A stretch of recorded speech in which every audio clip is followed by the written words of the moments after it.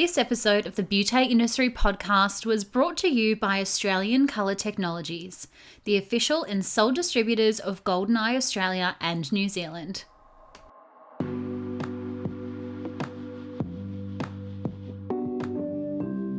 Hello and welcome to the Beauty Industry podcast, your online support community for the professional beauty industry.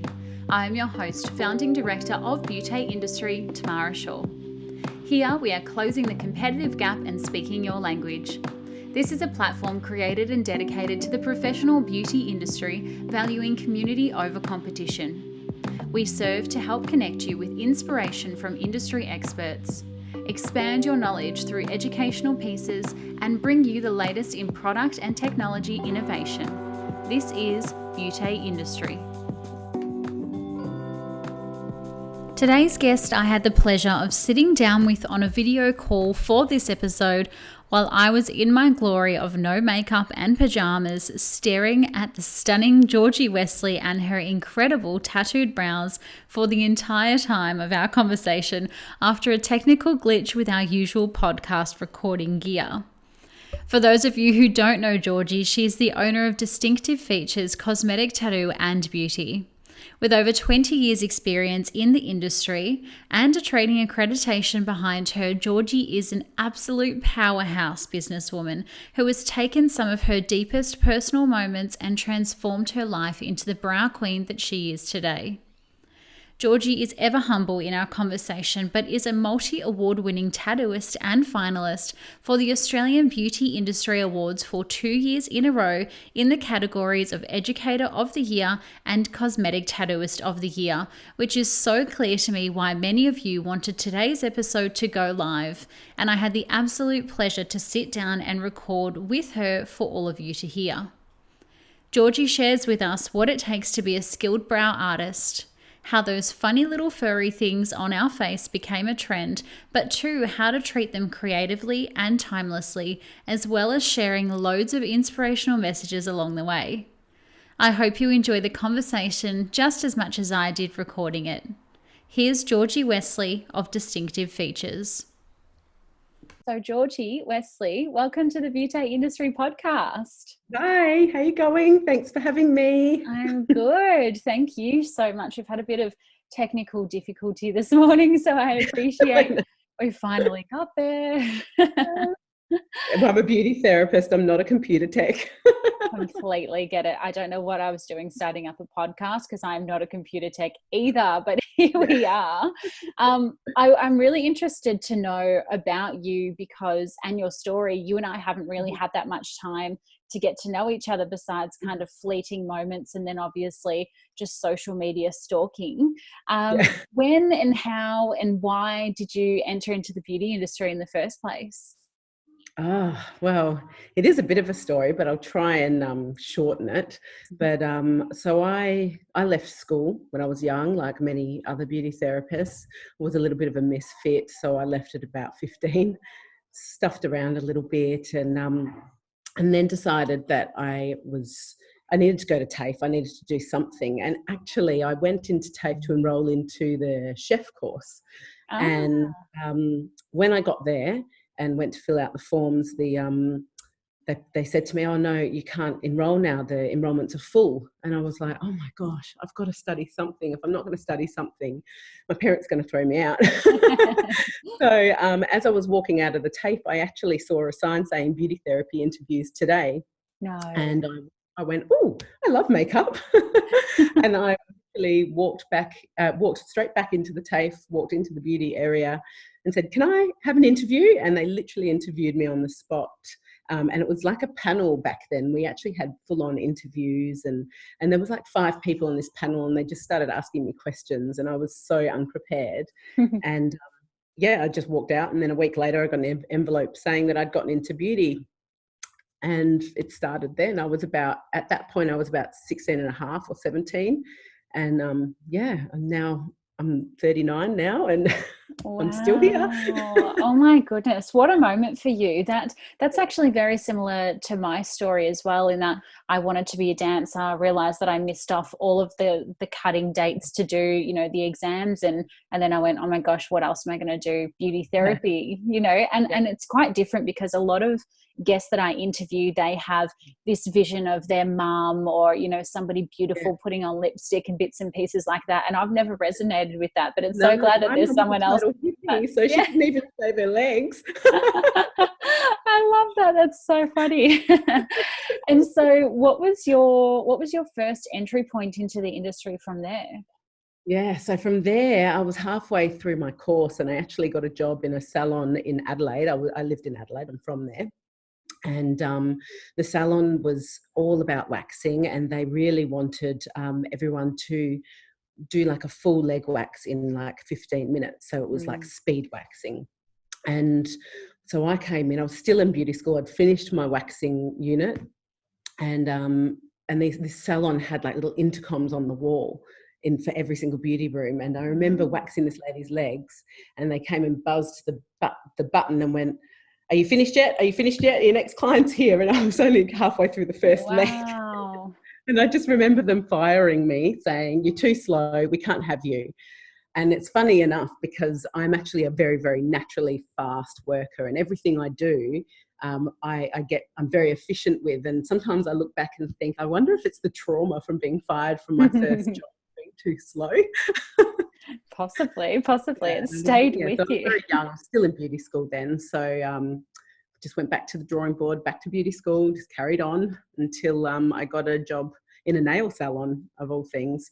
So then I started doing nails and all of that. And then slowly I got another job in something a little bit more professional, where it was makeup, nails, waxing, facials, and then started my cosmetic tattoo career because my boss at the time, I was about 19 by then, had put me through a cosmetic tattooing and body piercing course.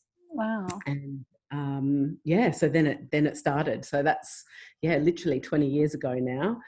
It was very different then. I remember the course was about 3 days, and it was eyeliner, lips, eyebrows, tattooing, plus eyebrow, lip, tongue, nipple, belly button piercing, all in 3 days. And then we were expected to go back and do it all in salon. Oh my goodness. Very different to the training that we get now. So I can't believe I'm still doing it to this day. But I remember actually saying to my boss, I really hated body piercing. It used to make me nervous, and I thought that I would faint before I pierced the person themselves. So I said to my boss, I don't want to do it anymore. And he said, well, you're either going to do it, or I think I actually said to him, I don't want to do tongue piercing. And he said, well, you're either going to pierce everything or nothing. And that's when I made the choice. I said, I'll stick to tattooing. I'm getting rid of piercing. So it all started back then. And so were your columns and your days mostly tattooing from the start, from that point? Yeah, they were, because the salon that I worked for had about 5 salons. And there was only a few of us that actually learned the tattooing and piercing. And so they had me jumping around all of these different salons because they had this 50% off special. So all I was doing between these 3 salons or 4 salons was just going in every day, working 6 days a week, piercing and tattooing. And then eventually I stopped the piercing, obviously, and then carried on with the tattooing. I was still doing some facials and things like that, and doing nails because I was very good at nails back then. But that was sort of the start of the tattooing journey. Yeah, amazing. And I'm sure tattooing, as well as training, has come so far in that time. I mean, now everyone's a cosmetic tattooist, and we see, some of this online, good and bad. How has the industry evolved? I mean, for you, both personally and professionally, I can imagine it's just taken your career to different leaps and bounds. Yeah, I mean, so when I first started cosmetic tattooing, it was done with a hand tool. It was a technique called soft tap, where we actually tapped the colour in with these needles, and we did that. It was quite a traumatic and painful experience for the clients. Even back then, I mean, it was 98, 99, maybe it was just into 2000, I can't really remember. But we were still doing the thin 90s brows. And I remember my first brow was in my course, and it was this tiny, thin black line around my brows, and I absolutely loved it. I was walking around going, I've cut my eyebrows, I look like Drew Barrymore, this is awesome. But yeah, so I carried on doing that. But over the years, the brow shapes have changed, but it's really only in probably the last 5 years that actual brow mapping itself has really become a thing. Before then, it was the normal sort of in the front through the pupil and through the corners of the eye. But even in the 90s, it was actually straight through the pupil, not on the end. So hence the reason why a lot of 90s people have the McDonald's arches, because of the way we actually measured it back then. Right. But yeah, measuring has definitely changed so much, and that's actually changed the brow game as well. So obviously symmetry is a super important thing. The thickness is super important. The thickness has gone up and down over the years as well, and we're sort of in a stage at the moment where thicker brows are in and lower brows are in, but that's sort of something that I'm a little bit cautious of, because obviously everybody ages as well. So we do have to take into consideration what people are going to look like in 5 or 10 years' time when they do start to lose the elastin in their skin and their brows do start to drop. If they're too thick and they're too low already, how low and thick are they going to look later on?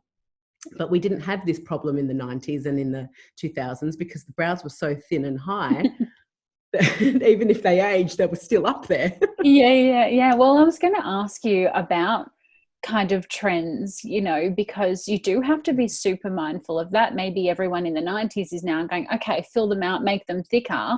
And then 10 years later, we're going to go, oh my goodness, it's back to having the thin brow, you know, just like the flares and the skinny jeans. You can't predict trends like that. So in terms of your technique, and I know that you do a lot of training and we'll go into that as well, but how do you make sure that you're teaching a style of brow that's almost like timeless?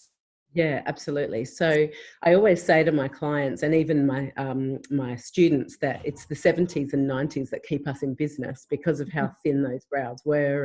And now all of these clients are coming back now wanting their maintenances, but they're all wanting those thicker brows. And so in answer to your question is that when I am taking that into consideration, when we're measuring, we always measure a certain thickness. We look at the size of the client's face, because the size of the client's face will have a huge impact on how big the brows should be. Right. The age of the client will also have a huge impact on how big the brows should be, because we need to put brows on that are age appropriate for a client. One of the number one things a lot of mature age clients say is, I don't want big, thick brows. So I always say, no, we're going to make them thinner. We're going to just make them natural for your face, make them age appropriate, and make them in balance with your facial structures and your bone structure. We always have to make sure that we keep the brows above the bone. So when I say the bone, they come around the brow bone, but underneath, I'm going to take my glasses off. I'm blind, but I'll point it out. So everybody has an actual shadow in their underneath their brow bone, which is where the ocular bone actually cliffs down. And that shadow there is where the brows, as you age, can actually come lower and end up on your eyelid. So when we're measuring, we always make sure that we disconnect the brow from that shadow and lift it up slightly, so that gives space for loss of elasticity. It gives space for aging, but also lightening that center part actually creates an anti-aging effect for the client as well.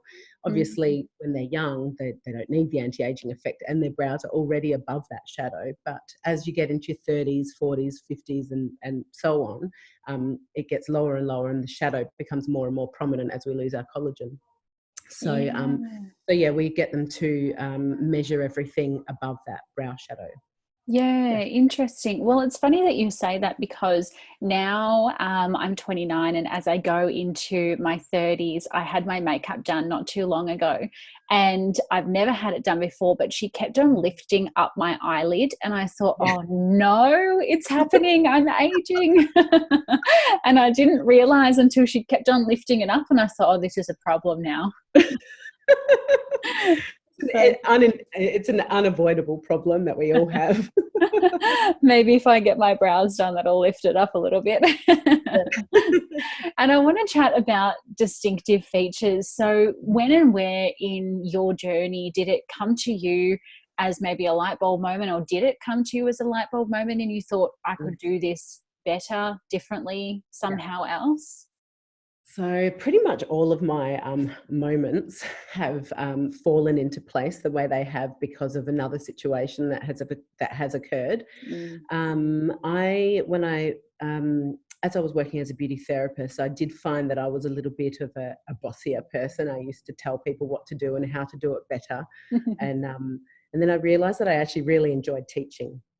So I went and did my TAE trainer's course and left salon work to become a beauty therapy teacher, which I loved. It was like I was there, I was in my element, I was giving people all the education that I knew, and that sort of gave me my passion for teaching. And so I was teaching for a few years. I went and had my babies, and then I started teaching again whilst they were young, and working at TAFE and working at another college.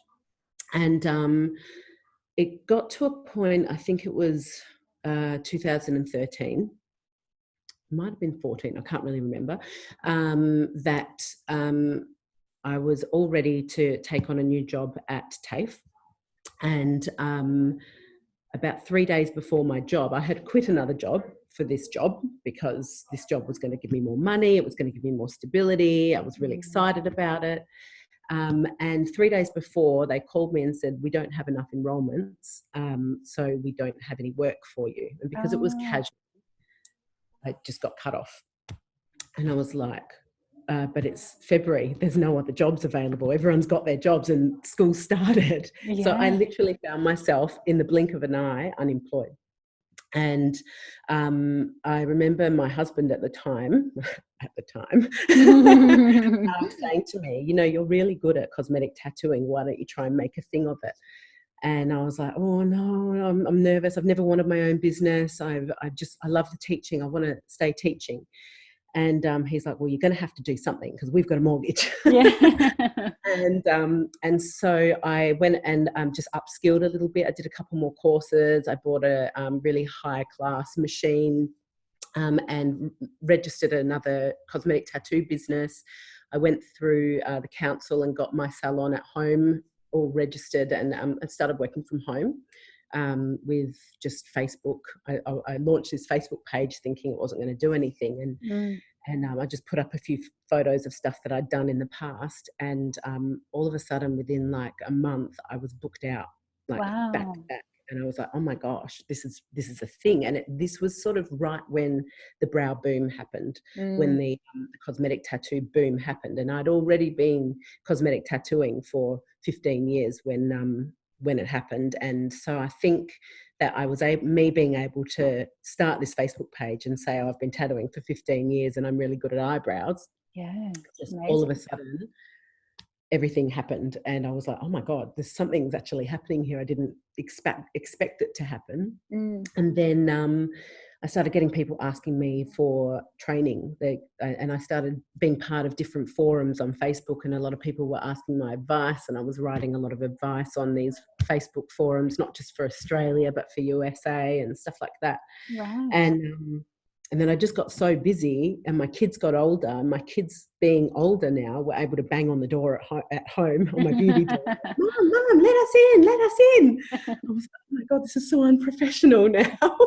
So I had to start building a salon, and I actually thought, okay, I'm going to go and convert my garage. So I started building my garage into a salon, but the council were taking ages to approve it, and then we had to do all these things. And in this few months it grew even bigger, and I was like, I think this garage salon's actually going to be too small. So then I got where I am today, which is my bigger salon, Distinctive Features. But I was like, I need another name. I can't just call it Georgina Shembri Cosmetic Tattoo. So then I started thinking about a name so that I could have staff, and I could, you know, it could become something bigger. And so I thought of the name in bed one night. I was laying in bed and it just went bing. Oh, Distinctive Features. That's a great name. I love it. And so I called it that. I got all the logos, I registered it. And then within a few more months, we were into the bigger salon, and I hired my first staff member straight away.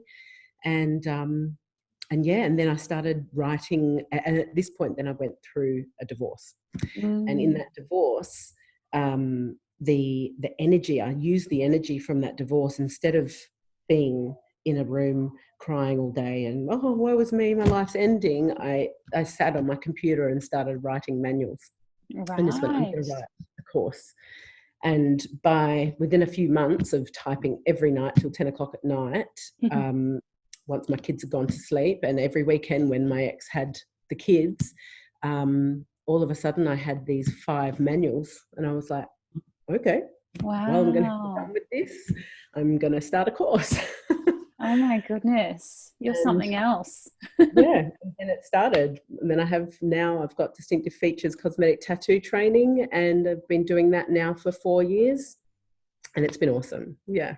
Incredible. That is such a powerful story, because so many people, I mean, it's hard to see the light at the end of the tunnel, you know, when you're going through a divorce or even any situation really. You kind of like, okay, I just need to hold on until this, but you were like, no, I'm going to make my own light, and I'm actually going to path my way through it, which is just amazing. Yeah, I mean, for me, it's like, well, now I'm a single mom. I've got 2 kids. One of my kids has actually got a chromosome syndrome. Oh, now I'm going to cry. Oh, no. So, you know, for me, it's just, I've got to make sure that my kids always have a life. Yeah, for sure. Have an awesome life. And yeah, so I think that they're sort of the biggest drive for it as well. Yeah, absolutely. Oh, we love emotion on the podcast. It's not a problem. But it's really beautiful, you know, and I think, and this again is one of the reasons for the podcast and for beauty industry existing, is that we look at you and it's just like, oh my God, Georgie from Distinctive Features, she's so amazing. Like, even my girlfriend saw you at the event and she was like, do you think I can go up and say hi? And I was like, yeah, you know, and I think we look at this external view and we go, oh my goodness, she's got it all. It's so easy. It's so glossy. It's so glamorous. And it's like, there are so many different points and hurdles that we need to jump through and shit that we go through to get here to make it look glossy. It's just like, we don't often speak about those tough times, you know, so I appreciate you opening that up for us. Yeah, so yeah, for me, yeah, definitely, it's just, that's the drive, is to make sure that they're always looked after. I mean, most kids will grow up and move out of home, but chances are I've probably got a little lifelong buddy next to me, which is fine because she's beautiful. And my other daughter really helps out as well. So yeah, no, it's been really good. Coming up after the break, Georgie and I talk about her training standards and what the industry would look like if it were more heavily regulated. But first, a word from our sponsor. We already know how much of a boss Georgie Westley is, but did you know that Georgie and co-founder Kelly Inglis of Australian Colour Technologies is the Australian and New Zealand distributor for Golden Eye micropigmentation products, machines, and also permanent makeup supplies? Launching their Medicone Gel as a medical-grade silicone skin aftercare product in 2019 has firmly placed this new company on the permanent makeup artist and beauty clinic radar as the go-to for quality products and equipment. Georgie and Kelly are kindly giving the beauty industry community 10% off all website products for the month of October with the code BEAUTY10. All you have to do is visit www.australiancolourtechnologies.com and enter the code BEAUTE10, that's BEAUTE10 at the checkout. And now, back to Georgie. And I want to speak about your classes, because you've got over 7 different classes, which is wild. I mean, most people don't even teach 1 or 2 classes, but you've just gone the full haul and gone into 7.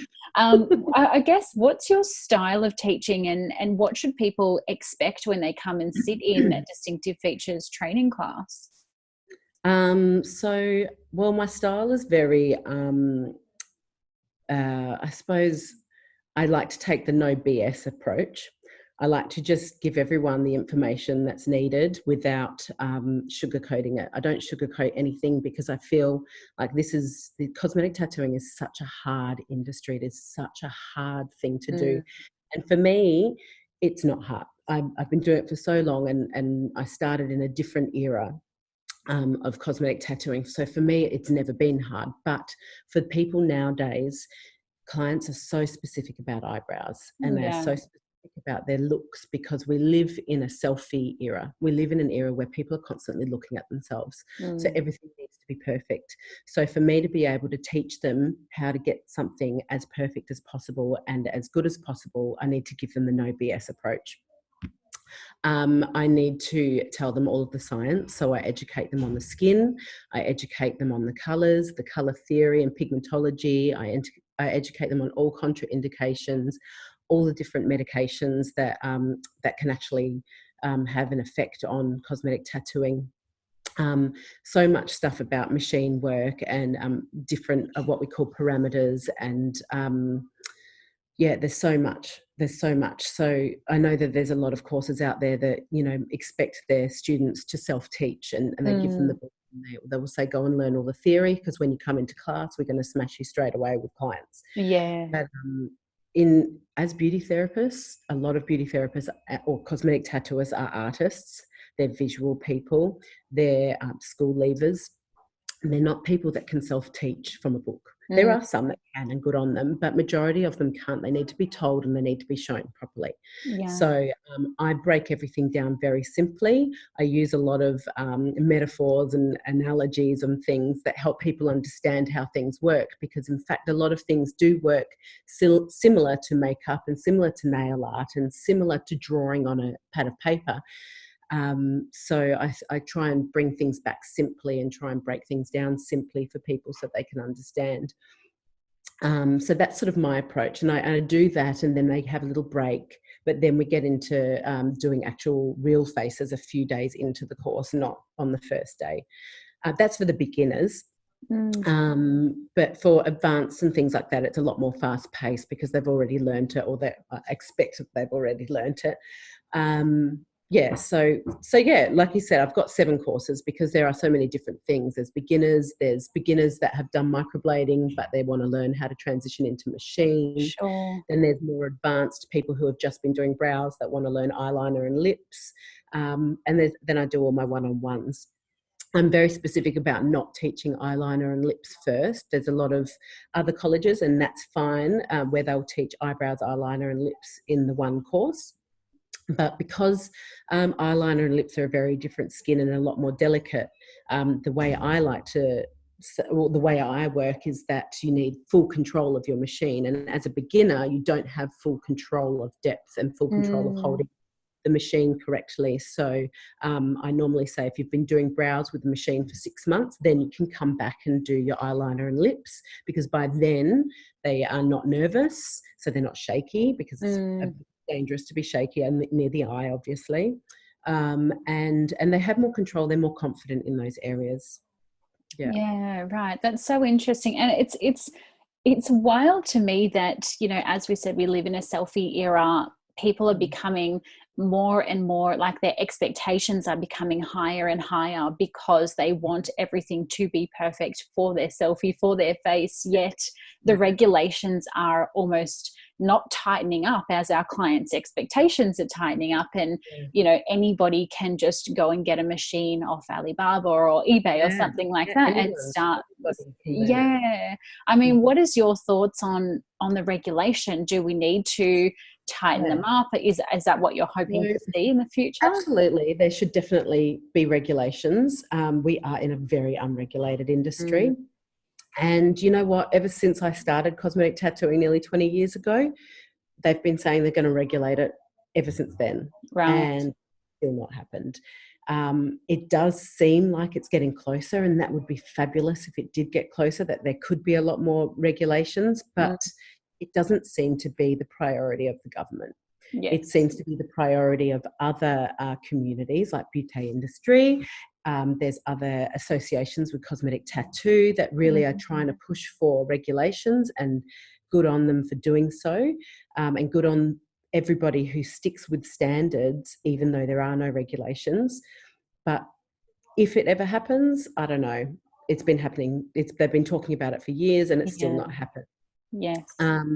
With that being said, though, I do definitely believe in standards, and the way I teach, the way I actually screen every student before I teach them, is how I stick to a standard. So when I'm enrolling, there's not an enrollment process where you can just click a button online and say, yep, I'm going to go and do the course. Amazing. You need to email us. We ask for your resume. We ask for photos of brow work, makeup work, nail work, any sort of art that you've done, because I need to know that you already have an artistic flair. Right. Because if you have no artistic flair for a cosmetic tattoo, then how are you going to be able to design someone's face properly? So there's plenty of it. And the thing is that there's so many people out there for a quick buck, and they think that because cosmetic tattooing costs a lot of money, that they're going to get into this course and make the money back straight away. But they don't realize that it actually takes a good year or two to get really good at it, and you need to be constantly practicing. And if you don't have an initial artistic flair, then you'll probably never be good at it as well. Yeah. So that's just food for thought, that it's not a quick buck. It might look like a quick buck, but it's not, because you can't charge that money until you're good, and you can't get good until you practice constantly. So for anyone that's planning on leaving the police force or leaving their admin job, become a cosmetic tattooist because it's unregulated, you can. I would be saying think twice and make sure that you can actually draw, or you can actually do some makeup, or you can wax people's brows before you get into it. Yeah, well, I was interested to think actually, because before you were saying that, you know, it is quite similar to actually drawing, and I was thinking, gosh, I'm a horrible drawer, I could never do this. And it's quite, you know, I love that you're really qualifying people. You're not just also from yourself. I mean, it could be super easy for you to take on every student that just clicked a button on a website, and gosh, wouldn't you be a millionaire? But I like that you're really, you know, you've got some morals and values around that, and you're ethically training, which you know, is quite unique in this industry as well. Yeah, look, it's taken me time to get to tighten and really perfect how I enroll people. Originally, I always said, no, I'm only enrolling beauty therapists. If you don't have a beauty therapy diploma, then I won't teach you. And that's how I started off, and because I thought that's how the regulation should be. However, very, very quickly into it, I realised that many beauty therapists don't actually have an artistic flair. True. They may be able to give a good massage, and they may be able to give a great facial, but unless they can give a great makeup job and a great nail art job and do the finer things, then they're actually not going to be suited for cosmetic tattooing. And, you know, people are going to have my certificates on their walls, so I need to make sure that they can freely say, Georgie at Distinctive Features trained me, and that's why I'm the best. So if somebody does ask to enroll, and I can clearly see that there's absolutely no qualification there to say that you're going to be able to be good at this, then don't get offended if I don't enroll you. It's just because you probably no one's told you that you're not going to be good enough for that. Yeah, and look, I'd want to know, you know, I would rather you say to me, look, Tamara, I've looked at your art, it's stick figures, what are you doing? Maybe brows is not good for you. Exactly. Yeah, I'd love to chat about your award-winning, you know, education as well, because you've won 2 years in a row now, or been nominated, sorry, for 2 years in a row now. You won it in my eyes. But, you know, Educator of the Year at the ABIAs, which is just a huge feat. I mean, the process of writing is amazing. The process of nominating is fantastic. And then, you know, just being in that caliber, what does it mean to you? And I guess, what is your pathway to get into that position in the first place? Well, I guess it's the feedback from the pathway is the feedback from many clients and many students. You know, a lot of the students have always said to me, oh my gosh, your training is the best one I've ever been to. They give me such amazing reviews. And I was like, well, I really would love that pink shiny trophy one day. So I was like, I'm going to just try. I've got nothing to lose. You know, if I get nominated, then awesome. So I guess my journey was actually realizing that maybe I could win something.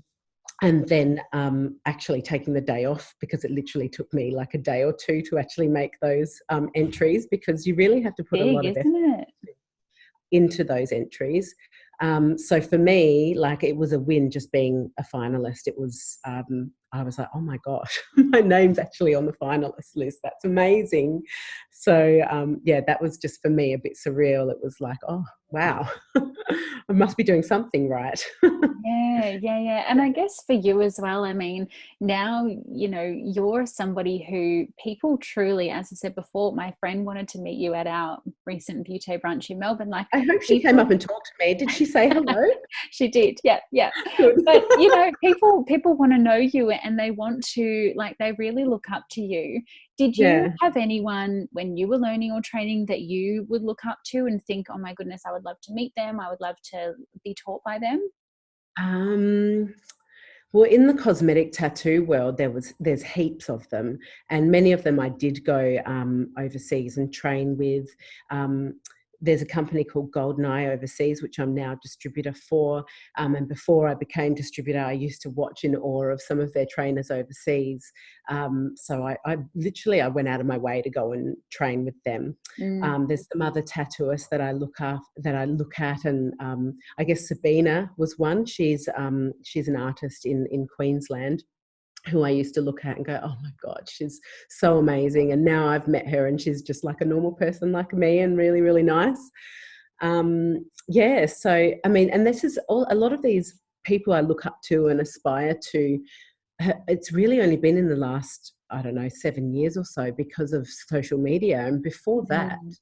um, there was no social media, so I didn't really have anyone to go by because I didn't know where to find them, I suppose. Yeah. So yeah, so for me, it's a lot of the people that I would look up to. I've met now just through going to different conferences and different networkings, and actually just going and training with them overseas. Yeah, so yeah. So then, Georgie, talking about kind of giving back to the community and being a real voice and a mentor in that Mhm. space, you're now kind of really opening up your wings and giving back in possibly the biggest way to our industry by creating, as one of the founders of the Australian Permanent Makeup Artists Conference. Yeah. Talk to me about how that came about. What's that going to look like? I mean, who just starts a conference? You're a wild I child. know. Oh my God, you just asked me and I've just got tingles all over my body. It's very exciting. Yes. So my business partner, Jess Briginshaw, she's from Brow Squad. I think she's doing a talk with you at Beauty Yeah. Industry. Yes, it's in our So Queensland we event. were, yeah, so we were literally just sitting in another course that we did last year. A trainer from the US had come over and we were chatting, and you know, we talked about how, you know, there's nothing ever big in Australia. There's no Mm. big conferences. There's amazing conferences overseas in America, in Europe. And Jess was like, why don't we do something here? And I was like, do you think? Yes, let's do it. And I was like, oh, that's a lot of work, Jess. Do you think we could do it? Like, that's a lot of work. And then we're both like, we should do it. We should do this. We were Yeah. whispering. And she was like, we need to talk about this more. So, so that sort of became the birth of it, where all of a sudden these sparks had started going off in our little entrepreneurial brains, because we've both got ADHD to some effect. And so, yeah, we just started talking about it, saying, let's make a list of people who we reckon would be awesome to come out. And again, those people that, what we were just talking about before, me aspiring to and her aspiring to, people that we look at when we're looking at them, when we're doing the old Instagram stalking. So we started making a list, and we started just writing lists, and the lists started becoming longer and longer, and we were like, oh my God, this is something, we're going to do this. Then we decided on an area on a state to put it in. We decided on a hotel. Then we started talking to some speakers and saying, hey, this is what we want to do. This is literally a year beforehand. So it's been a year in the making. Goodness. And we're like, let's just bring out some amazing international artists, but then include some of the best local artists as well, because we really want to mix it up with international and Australian and local. And we weren't sure if anyone was going to say yes. We weren't sure how well received it would be. But when we started asking, people were like, yeah, what a great idea, let's do it. Yep, I'm on board and I'm on board. And so some of these amazing artists from overseas, that some of them have been here before, others have never been, and people have always said, oh, I want to Wow. train with this person. So now we've got them all coming. Then we've asked a heap of the most amazing tattooists in Australia to come and talk as well. And so all of that has happened, and it's literally in a month's time. Finally, it's here, a year in the making. It's been such hard work and such a lot of stress, a lot of a few bits of negativity along the way. You know, I think from people jealous, or people who might be sort of probably wanting to do what we've done but never really had thought to do it. Yes. Or got the wheels in motion, but we've been able to overcome a lot of that, and it's here. We're ready to rock and roll, and it's literally going to be epic. It's going to be mind-blowing. It's so exciting. I am so excited, and I am in Queensland, so I'm going to come because it's just down the road from me. And I have no idea about cosmetic tattooing. As you can see, my bare makeup face, I have pencil eyebrows from the 90s.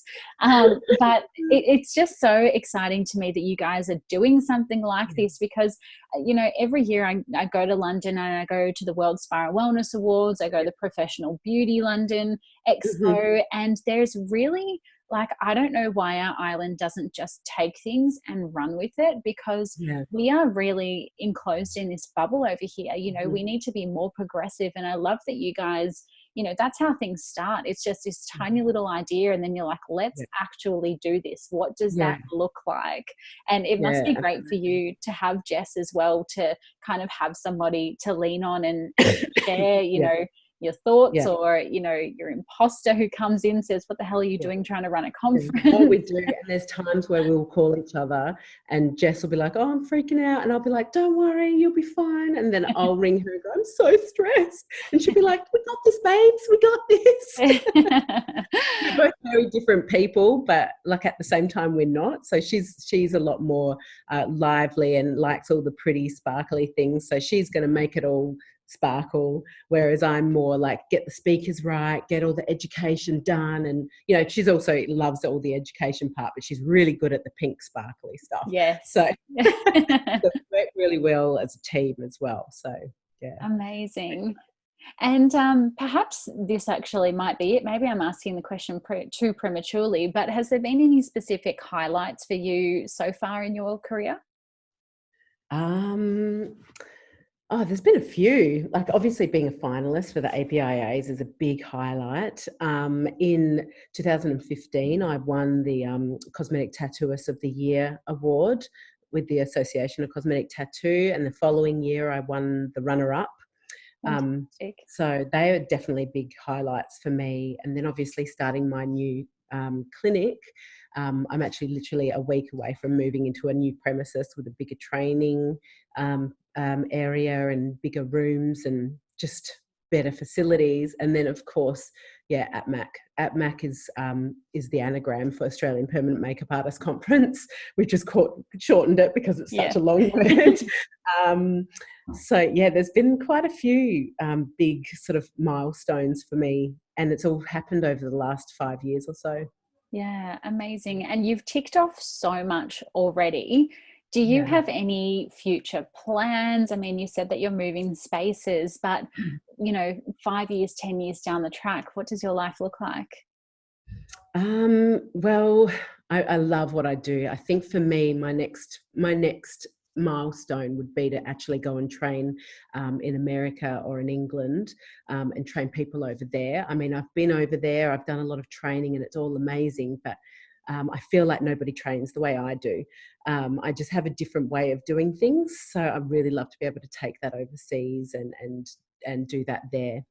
I've got some other little projects in the pipeworks at the moment. I already have a business where we import and distribute cosmetic tattoo products, and we manufacture aftercare. So we are looking at manufacturing other products and a whole new brand that's coming out for the beauty industry as well. So that's a little bit of a secret that's not quite so much of a secret now. Heard it here first. Yeah, heard it here first, folks. So yeah, there's still so much for me. I mean, in 10 years' time, God knows, I really don't know. I think I'm just riding it every day as it comes, and if something new happens, then awesome. Yeah, incredible. Georgie, thank you so much for your time today. It's been an absolute pleasure having you on the podcast, and I appreciate you persevering through our technical difficulties this morning. And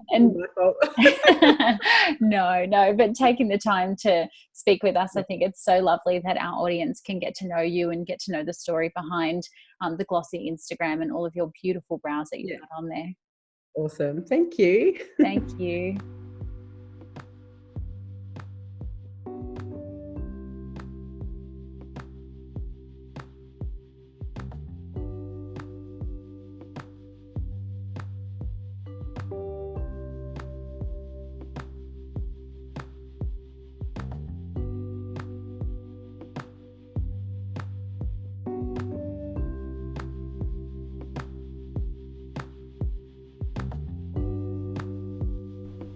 You can hear how much fun Georgie and I had recording that conversation for you all. A true entrepreneur, it was so lovely being able to connect with Georgie and listen to her career story, and to see what she has planned for the future, which I'm predicting are some pretty big goals and boxes to tick off. By the time this episode went live, Georgie had moved into her new beautiful big space for distinctive features, so I would love to extend a big beauty industry congratulations to her and the team in doing so. You can see all of Georgie's work on social media at distinctive_features and at Georgie Westley _cosmetic tattoo, and follow the links to book into any of her training classes that we mentioned during the chat today. Of course, if you want more beauty industry goodness, you'll find us on all of the social medias at Beauty Industry, myself at Tamara Shaw-Reed, and remember, you can always join our membership program or attend any of our networking events for the full beauty industry experience.